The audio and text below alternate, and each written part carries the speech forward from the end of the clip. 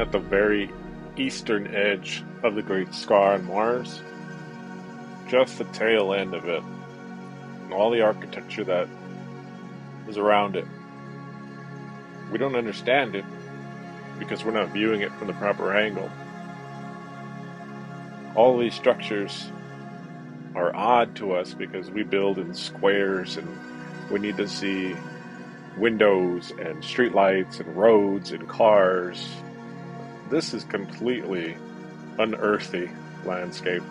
The purpose for it is to show you a better picture from above, way above.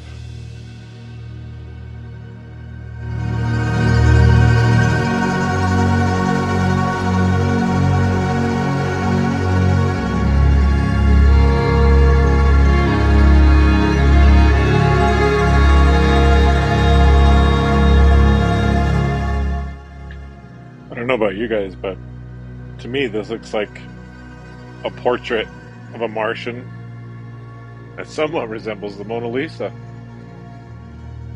It could be the very first Martian we've ever seen. Interesting, either way.